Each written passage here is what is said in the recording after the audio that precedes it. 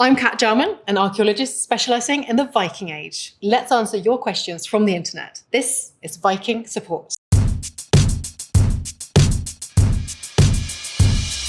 From @Lungfish2K. Who knew that Vikings had cool nicknames? I completely agree, they really did have some very cool names. Well, hopefully some were quite rude and offensive as well. So Vikings had normal given names. They didn't have surnames in the same way that we do. They might have what we call patronymics, so you could be the son of Thor or whoever. But after that, they gave them some really good other names, depending often on some quality that you had or a skill, for example. I have a little list here of some of my favourite names. We've got Eirik Ale Lover, Ketil Flatnose. We have Olaf the Witchbreaker, Eystein Foulfart, and then we have Kolbein Butterpenis. Some female names include Thurid Soundfiller, Halgard Twistbreaks, and Thorbjorg Shipbreast. I guess it depends a little bit what your main qualities were, how people wanted to remember you. From @DavidKruger01, how violent were the Vikings? Yes, they were very violent people, but they weren't actually the only ones. Early medieval, this sort of whole period in Europe was a very violent one. They were certainly very successful. We know that they had really good battle techniques, they had really good weapons. But we also have to remember that a lot of the sources we have about the Vikings were written by their enemies. Sometimes there's a little bit of a bias in those sources. We do also know from a brand new study, actually, that back in Scandinavia, there's a difference between the different Vikings. The Norwegian skeletons had far more injuries than the Danish ones. In fact, about a third of the skeleton studies all had violent trauma to their bones, but only about 6% of the Danes. They also had far more weapons in their graves, which all points to a society that was extremely violent compared to others. From @Finuas. So how accurate are the Vikings TV shows on Netflix? They're not very accurate, but they are inspired by a lot of real events. A lot of them are inspired by their sagas. So, for example, in the latest ones where you have King Knut and Emma, there's a lot of the facts around these people that are really quite close to what we know happened from historical records. But there are other things that aren't quite right or that go a little bit too far. One of those is the portrayal of women and female warriors. Now, this is something that's caused quite big debates because certainly in the Vikings show, we have plenty of female warriors. In fact, entire armies made entirely just of women. We do have records of what we call shield maidens, so these sort of fighting women, but they're usually thought to be mythical. We have female goddesses like Freya, for example, the goddess of warfare. You have the Valkyries up in Valhalla, for example, that swoop down onto the battlefield and take the fallen warriors up to Odin's hall. But do they really fight? So this is the so-called Birka warrior woman, better known as BJ581. This is a grave that discovered quite a long time ago that we classified as a warrior grave. It was an individual buried in a very rich grave full of every type of weapon imaginable. Ancient DNA of this show that this individual was actually genetically female. I think the likelihood is that it was possible for women to also take part in battle, but we really didn't have that many of them, because we would have had more evidence. We would have more graves, female graves, with weapons and with weapon injuries. By Nick 727. Did Vikings really sacrifice humans? There are a couple of archaeological finds that suggest perhaps people did get sacrificed. One of them is a site I worked on myself. We have a very peculiar grave of 4 young children who are buried together right outside a huge communal grave that we associate with the Viking Great Army in the 9th century. Chemical signatures in their teeth have shown that they've come from different places and they actually ate very different diets, but they died at exactly the same time. And quite a few people have suggested perhaps this is one of those examples where people were sacrificed. We do have some written records that suggest that the Vikings did actually practice this particularly rather horrific rite. So one record is from somebody called Adam of Bremen, who writes that he visited the temple of Odin, Thor and Frey in Gamla Uppsala in Sweden. And there, every 9 years, the people would sacrifice 9 of each of the male species, including humans. Whether that's true or not, we don't really know. Next question is from Shufflepugus. How do we know about the Vikings? We don't really have many direct written sources from the Vikings themselves. We do have historical records that are contemporary from other people. Typically, they're enemies, other people who encountered the Vikings. So that could be the Anglo-Saxons, for example. Now, they have to be taken sometimes with a pinch of salt. Often they only really involve things like rulers, the battles, the bigger movements. They don't tend to tell us very much about everyday events and normal people. The Vikings themselves did have a writing system. They had runes, but they were only used for very short inscriptions. So there's not really that much to get from them. We do also have what we call sagas, kind of like historical fiction, really. They are stories that are written about the Vikings, mostly written down in Iceland in the 13 and 1400s, several hundred years after the Viking Age is finished. They're typically also written through a very Christian perspective when a lot of the Vikings were pagans. So we are getting a bit of a skewed idea about what the Vikings were about. We then also have what I'm particularly interested in, which is the people themselves. So we can look at the human remains, we can look at the evidence from the bodies and the graves. So that's where things like bioarchaeology comes in. One really good example of this is the Viking Great Army winter camp of Repton in Derbyshire in England. And we know about this one from written records. Anglo-Saxon Chronicle tells us that this great army overwintered in Repton in the year 873. Now, archaeologists in the 80s actually found Viking graves at that specific site.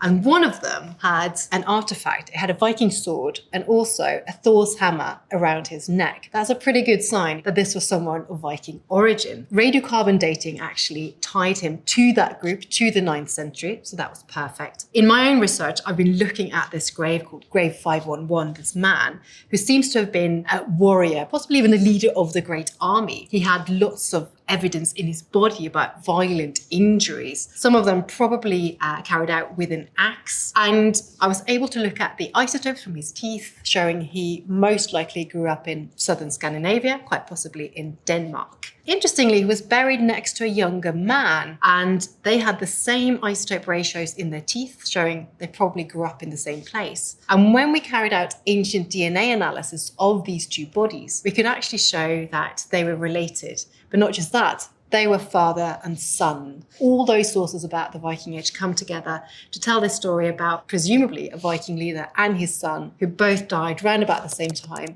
in Repton in England. Michelangelesque adds, what did Vikings do for fun? They certainly had parties, they had feasts, where they would quite enjoy drinking mead and beer and get quite drunk. We know they did lots of other things. We found ice skates and skis, archaeological evidence for skis dating to the Viking Age. Well, they also had practical purposes. Next question from someone with a bit of a Viking name here. That's at Ragnar Belial. Where did the Vikings go? Vikings start out in Scandinavia, so Norway, Sweden and Denmark, and from there they go all sorts of directions. A lot of them go up to what is now Britain, across to Ireland. We have those that go past the English Channel to France and Spain. Some go across the North Atlantic over to Iceland and further beyond to Greenland and even North America. And then again, others across the Baltic. From there, they go down these river routes in Eastern Europe, in what is now Russia, Ukraine, further down to the Mediterranean. And then even further than that, we know that some made it all the way to the Caspian Sea and also overland to Baghdad. So we really have a huge range of travel, both north, south, east and west. We know about this from a number of reasons. We have runic inscriptions, especially in Sweden, that actually tell us that people went to these specific places. Elsewhere, the archaeology is hugely informative. So when we, for instance, at Lancer Meadows in North America, find a site that has a very typical pattern of settlements, of houses, of artifacts that we know that we can associate with the Scandinavians. We can show that these people moved along. It's also traded objects. So for instance, in my own research, I looked at a carnelian bead found in England. We got exactly the same beads in Scandinavia. We got them in Eastern Europe, but they come all the way from India. And that tells us that the Vikings traded really far. They moved along these river routes and tapped into other networks like the Silk Roads, for example. From at fake lizard squad. When did the Viking Age begin? It's almost a bit of a trick question. It seems to have a very easy answer. 8th of June 793, with the attack on the Lindisfarne that kicked off the entire Viking Age. But now we've actually been able to push back the start of the Viking Age even further than that, to about 750 or so. And this has come with a new discovery, a Viking ship in Salma in Estonia, where lots of people died and were buried, clearly killed as part of some kind of raid or attack. It dates back much further, and interestingly, also in the East and not in Western Europe, as previously thought. This question is from Erdreed Gnimmel. What is the technical difference between Norse and Vikings? Aren't they from the same tribes? Norse really is the language spoken, and Vikings is the name that we've been given to these people who come out of Scandinavia in between the 8th and the 11th century. We don't really know what these people called themselves. We're pretty certain they didn't call themselves the Vikings, but the name comes up quite a lot. It actually has a couple of meanings, and one of them is a person, an individual, and the other is a verb. It means essentially to go on a journey, which could be a raid or it could be something a little bit more peaceful than that. But this word Norse, which is quite often used about the same people, actually comes from the language that they spoke. So Old Norse, which is the root of all the Scandinavian languages, so Norwegian, Swedish, and Danish, and as does Icelandic, which is probably also the closest in sound to what Norse would have sounded like. But what happens if you settle somewhere else? So if somebody comes from Scandinavia and settles in, say, England, how long do they speak Norse? When do they swap over to English? We don't really know. The same sort of people that come out of Scandinavia and the countries that we call Norway, Sweden, and Denmark, they come into play much later, towards the end of the period. So we tend to just lump them all together really and call them all Vikings. Next up is at Greg Stradamus. Vikings didn't use a compass while navigating their ships, so how did they get to know where they were going? There's a possibility they used something called sunstones, which